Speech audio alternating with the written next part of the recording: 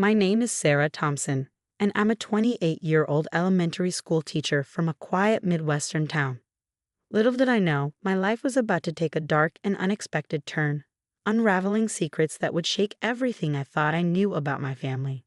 It was a crisp autumn evening when I received the phone call that changed everything. My father, David Thompson, had been rushed to the hospital. As I sped through the dimly lit streets, my heart pounded with worry. Dad had always been my anchor, especially since losing Mom when I was just 15. "Please, Dad, you have to be okay," I whispered, gripping the steering wheel. When I arrived at the hospital, I found my stepmother Linda, who had been in my life for the past 3 years, pacing in the waiting room. Her usually impeccable hair was in disarray, and mascara streaks ran down her cheeks.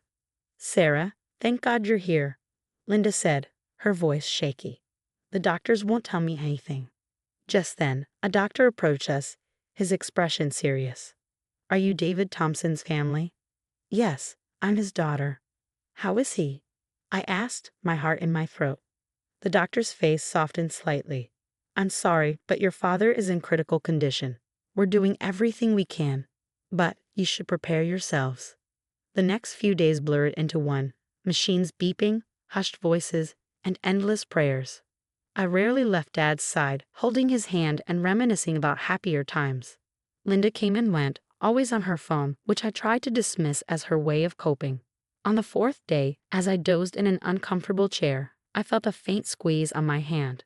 Startled, I opened my eyes to see Dad staring at me, his gaze sharp despite his frailty.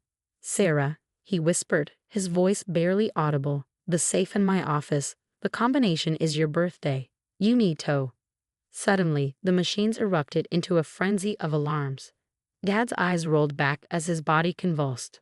I screamed for help, watching in helpless terror as doctors rushed in. They worked frantically, pressing defibrillator paddles to his chest. "Clear," the doctor shouted, but Dad's body fell still. "Time of death, 10:47 p.m., the doctor announced softly. My world shattered. I collapsed to the floor, my sobs echoing through the sterile room. Linda held me, but her embrace felt cold, distant. Through my grief, Dad's final words haunted me. What was in the safe? Why had he been so desperate for me to find it? The funeral was a solemn affair.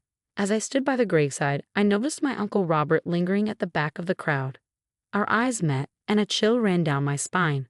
There had always been tension between him and Dad, but the look he gave me was different, darker, almost triumphant. That night, unable to sleep, I made a decision. Tomorrow, I would open the safe. Whatever secret Dad had left for me, I had to know. The morning after the funeral, I stood in front of Dad's office door, my hand trembling as it hovered over the doorknob. The house was eerily quiet. Linda had left for a business meeting, something that struck me as odd considering the circumstances. Taking a deep breath, I stepped inside. Dad's presence lingered in every corner, the faint scent of his cologne, the familiar disarray of papers on his desk. My eyes locked onto the safe, hidden behind a landscape painting. With shaking fingers, I entered the combination, my birthday, just as Dad had said. The safe door swung open with a soft click. Inside was a stack of documents and a sealed envelope with my name scrawled across it. My heart raced as I opened the letter, unfolding the familiar handwriting. "Sarah, my darling daughter, if you're reading this, something has happened to me. I only hope I had the chance to tell you in person. But if not, you must know the truth. Your life is in danger. Linda and Robert are not who they claim to be." Suddenly, a noise from downstairs startled me. Footsteps, closer, too close. Panic surged through me as I shoved the letter and documents into my bag. I barely had time to close the safe and replace the painting when the door to the office burst open. Uncle Robert stood there, his expression a mask of false concern.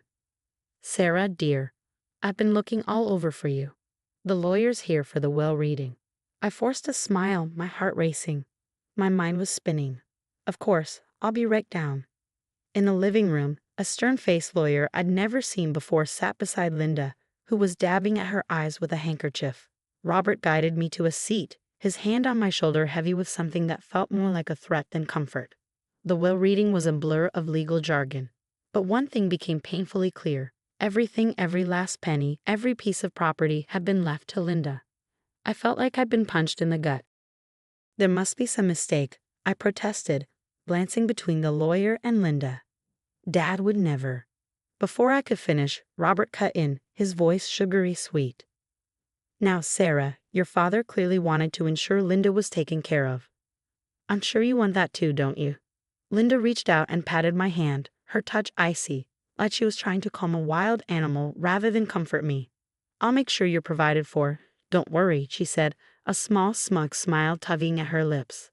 I yanked my hand away, bile rising in my throat. This is wrong. All of it. I barely held back tears as I fled to Emily's house. As soon as I spilled the entire story to her, showing her dad's letter, her eyes widened in disbelief. Sarah, this is insane. You have to go to the police. I shook my head. With what proof? A half-burnt letter. I need more. That night, my mind raced, replaying everything. Hushed phone calls, secretive glances between Linda and Robert, Dad's increasing paranoia. Something wasn't right, and I had to get to the bottom of it. The next morning, I drove to Dad's office building, determined to find answers. As I approached, I saw Michael, Dad's old friend and longtime lawyer, exiting the building. His face was drawn, confused. Sarah, he called out, hurrying over. I'm so sorry about your father.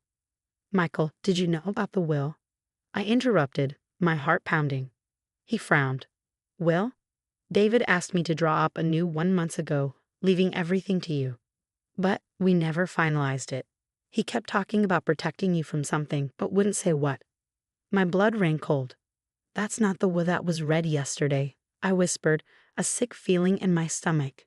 Michael's face paled. Sarah, what exactly is going on here? Before I could answer, a black SUV screeched to a halt beside us. The tinted window rolled down, revealing Robert's cold, taunting smile. Sarah, Linda's been looking everywhere for you, he said smoothly.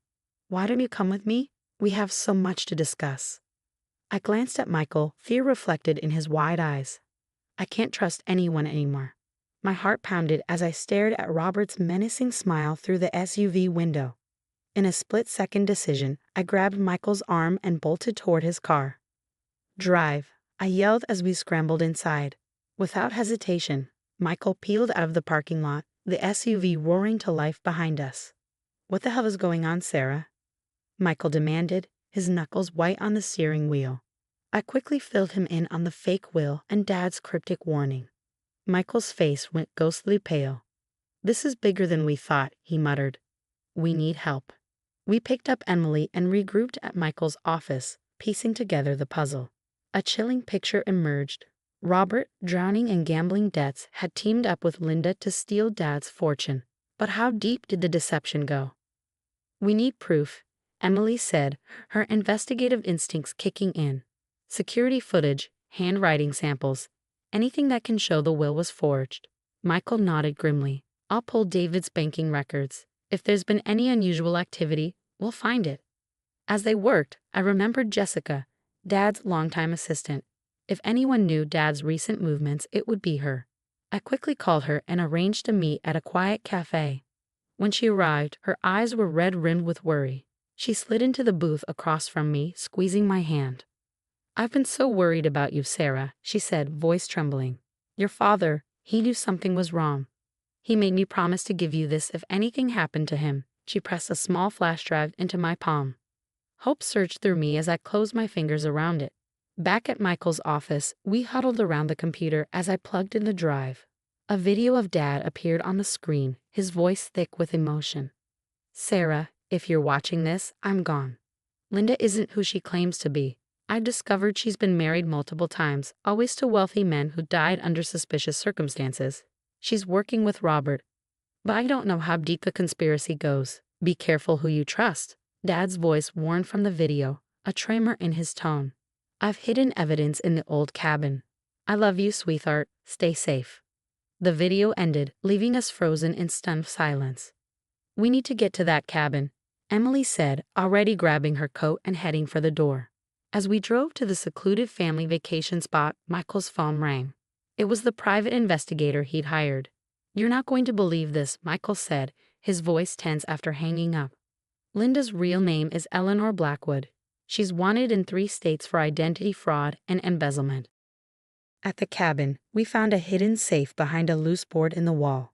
Inside were documents detailing Robert and Linda's entire scheme, how they planned to seize Dad's fortune, and how far they'd gone to cover their tracks. Armed with this damning evidence, we decided it was time to confront Robert. We found him at Dad's house, frantically packing a suitcase, his face drained of color when he saw us. "It's over, Robert," I said, my voice steadier than I felt. "We know everything." His shoulders slumped and his voice cracked. "I never wanted to hurt David. The debts. Linda said she could fix everything. I didn't know she was planning to." He couldn't finish the sentence, but the implication hung heavy in the air. Dad's death might not have been natural after all.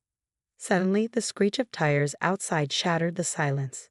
We rushed to the window just as Linda's SUV sped away, sirens wailing in the distance. My heart sank. I realized then, this wasn't over. Linda was still out there, and she had nothing left to lose. The truth behind Dad's death was still shrouded in mystery, but I was determined to uncover it, no matter the cost. With Robert's confession and the mountain of evidence we had gathered, justice for Dad was within reach. But as I watched the flashing lights of the police cars paint the darkening sky, a cold knot of fear tightened in my chest. The most dangerous part of this ordeal was still ahead. The next few weeks were a whirlwind of legal proceedings and police interviews. I stood firm, presenting all the evidence we had uncovered to the authorities. The forged will was quickly invalidated, and Robert faced the consequences of his actions. Watching Robert being led away in handcuffs, I felt a strange mix of sadness and relief. He betrayed our family, but in the end, his confession had been crucial in unraveling the entire conspiracy. The search for Linda intensified. Her face was plastered across news channels and billboards, but she seemed to have vanished into thin air. I knew it was only a matter of time before justice caught up with her.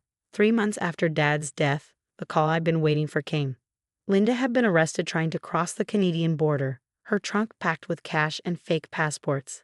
The officer on the phone assured me that, with the evidence we had, Linda would be facing a long sentence behind bars. With the legal battles finally over, I inherited Dad's business and our family home. Standing in his office, surrounded by his things, I made a decision. I would use part of my inheritance to start a scholarship fund in Dad's name, helping underprivileged kids in our community pursue their dreams. As the months passed, I found a new rhythm in my life. I threw myself into teaching, my students' bright faces reminding me daily of the good in the world. In the evenings, I pored over the books of Dad's business, determined to keep his legacy alive. 1 year to the day after Dad's passing, I stood at his grave, a bouquet of his favorite flowers in my hands.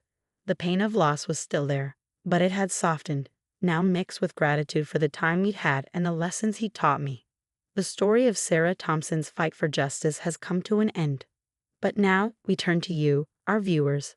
If you were in Sarah's position, would you have forgiven Robert for his role in the conspiracy, given his eventual cooperation? Or do you believe his actions were unforgivable, no matter his remorse? Share your thoughts in the comments below. Your perspective could shed light on the complex nature of betrayal and redemption.